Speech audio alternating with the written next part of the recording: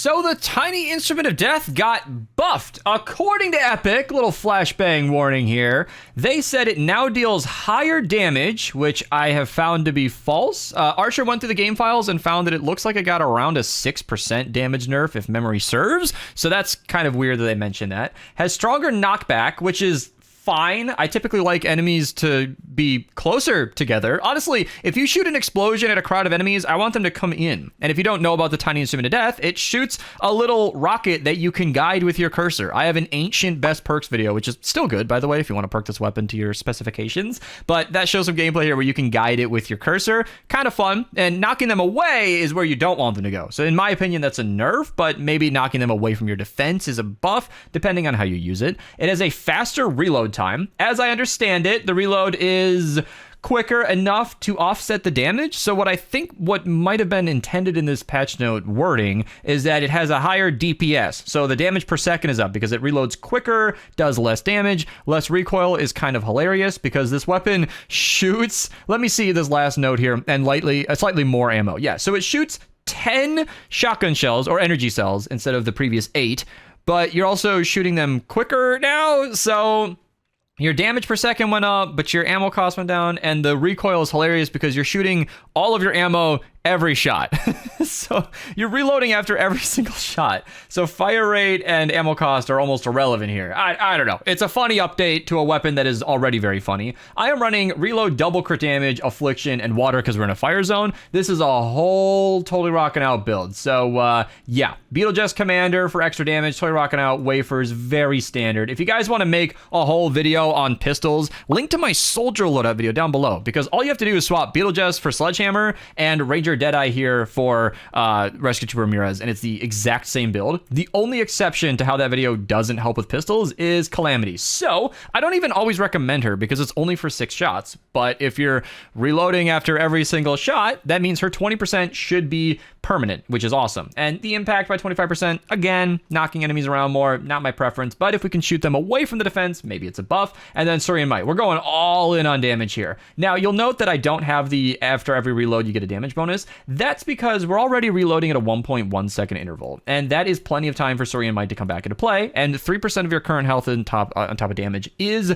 usually more than the 15% that you'd get from whatever the character's name is. It's been a while. I've been focused on my real life, but who do we got here? Skull Ranger Ramirez. There we go. So I remember the statistics that she's not quite as good as Rex Jonesy, but if you don't have them, it's not a big deal. And there are a ton of other picks that could also work. If you want bigger group damage, Wukong is fine. That's an option there. I'm not showing it clearly because it's not a big deal in my opinion, but yeah, pretty basic build. Let's go check out the newly buffed Tiny Instrument of Death and see how good it is, or if we can even tell the difference. Every time a build has me running an Outlander, it is so nice to be able to use the anti-material charge. The farming capabilities of Outlanders are so satisfying. It does help get you wafers, even if in this current recording, I'm not apparently seeing any. And I'm being bullied by the enemies as I go. Ugh, I just want to kill everything. Look how strong it is. So let's aim a shot.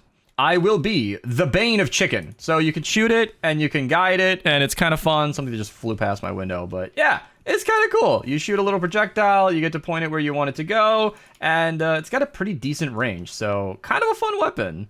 All right, we can just snipe these nurses, bring it right where it needs to be. Of course, without a chance to crit, it's going to be pretty random, but I'll go get wafers. So we're going to eat a wafer, and then we just get to guide our little rocket all the way into where it needs to go. And the damage is really what I'm paying attention to here. This weapon is very similar to the Paper Shredder that I recently showcased on the channel. That was a nice Christmas in July video, link to that down below, where that weapon was best used just aiming at the floor and using it like a rocket launcher. That is a very effective way to get some consistent damage from this thing. And Affliction, of course, smoothens things out because if I don't always crit, I mean, I have a base 10% crit chance here. It's really nice that Affliction can just tick them away over time and clean everything up.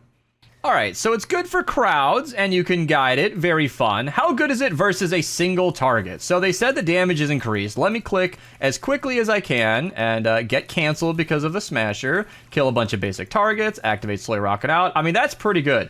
That's actually, can I try and hit this taker? It doesn't turn that fast, but the damage is decent.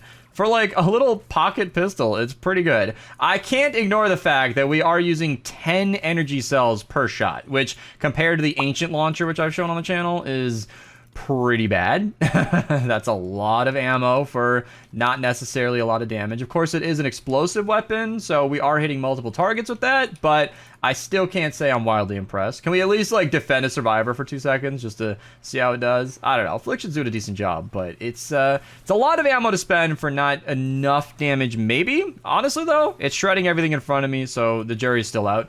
Let's stop bullying 160s here and cut to the defense where we can handle some 250 power level enemies. Don't worry, I got it. I'll pick up that trap eventually. My inventory is completely full because of all the weapons I've been crafting. Okay, I often do trap guides in my videos just because we have to build a defense and you guys like them, and you can always skip ahead if you're not interested, but this one's kind of a mess. We've got spawns on the left, bottom, and right. You can't really do much here, and I don't know how much I trust the tiny instrument of death. So because we have a slope, I went up ahead and built a ceiling, and this should just bring all the enemies back and far away. I think this should be enough. This is wildly overkill, by the way. I always go a little bit over in my videos just to make sure we're all good, but there's going to be a lot of traffic on this slope, so I want to get ahead of that. There is a block off here, hopefully preventing enemies from coming from the south side. They might go up this way instead. We'll see. We'll see. I'm just going to try and stop some smashers like that and then mostly leave it alone. That's a risky predicament. And we're funneling enemies here, which is fine.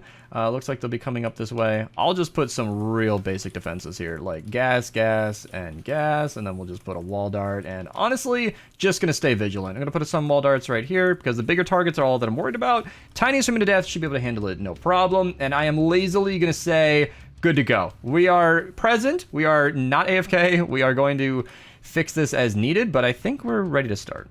So we do have boom bass, and I have the sound as low as is reasonable. Hopefully it's not too bad because there's a current bug in the game where it's very, very loud, but this is cool. I love being able to just glide it all the way behind the Riot Husky. Yeah, that's so good. And with my tire traps down, I should be able to activate Toy Rockin' Out pretty regularly. And it seems like the closer you are, the faster it explodes, the faster you can shoot, because it doesn't reload into a new projectile until the last one has exploded. So, like I showed with the paper shredder, staring at the ground seems to be like a decent way to make sure this weapon does as much damage as possible, which is kind of great. The damage output is really good. Like, again, we saw that it was a damage nerf in the files. I don't know if that was intentional or maybe it was a mistake on Archer's end and the number actually went up like Epic said it did, but that looks like it's plenty. I mean, with a couple of traps down there, a crit, and a normal-ish hit, that took out the Mist Monster with no problem. And, yeah, I have no complaints so far. 1,000,000 damage real quick like that is great.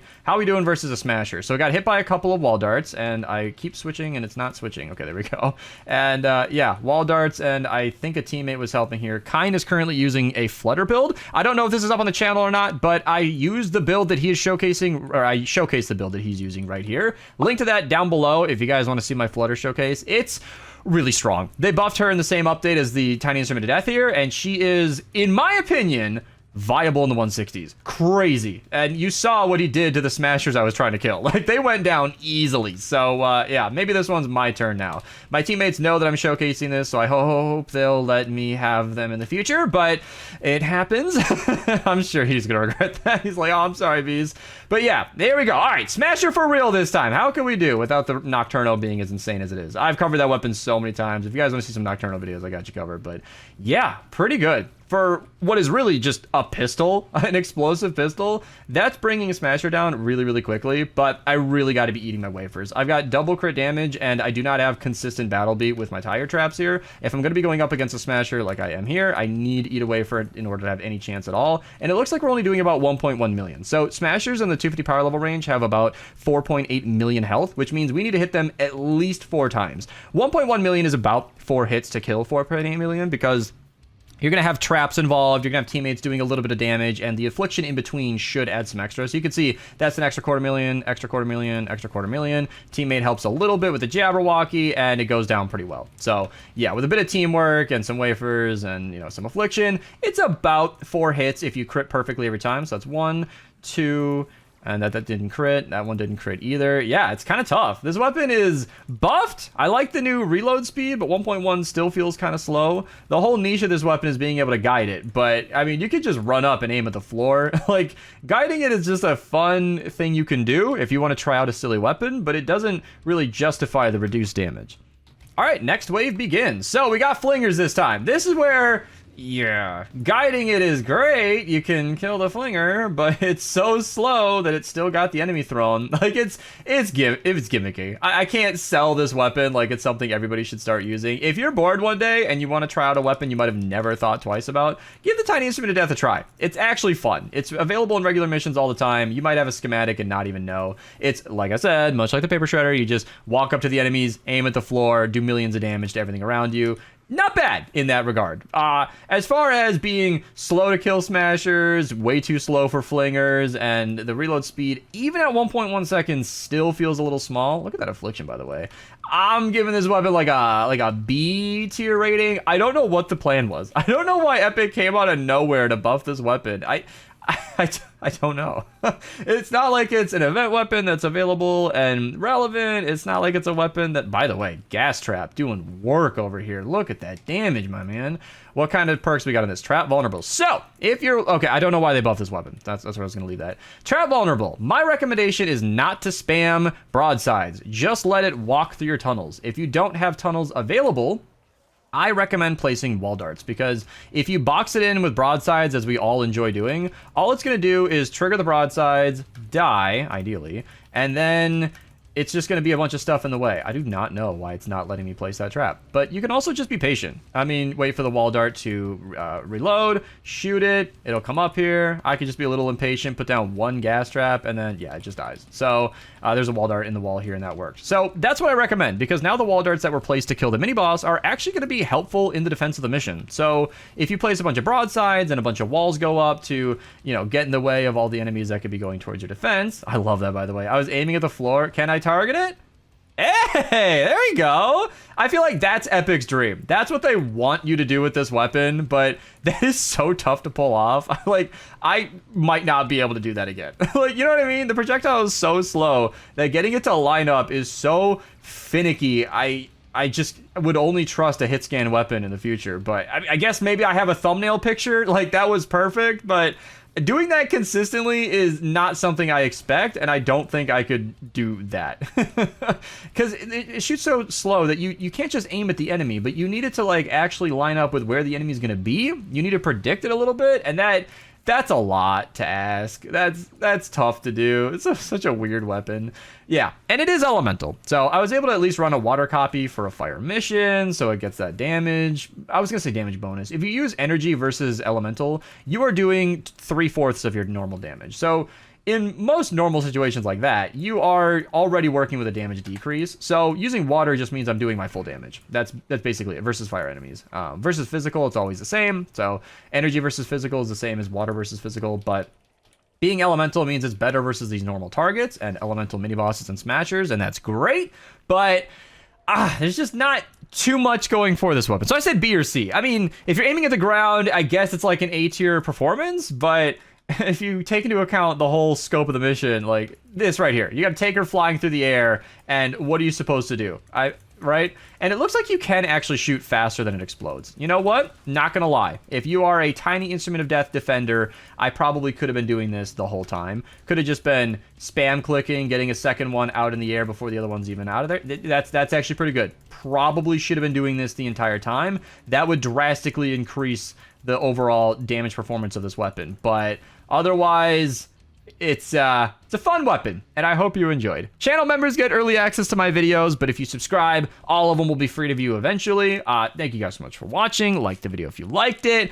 This has been my obligatory "this weapon has been buffed, let's check it out" showcase. I think it's fun. It's a fun weapon to use regardless. Do I recommend it? Maybe. Would I rely on it? No. But thank you guys so much for watching. I'll see you guys in the next one, and have a good rest of your day.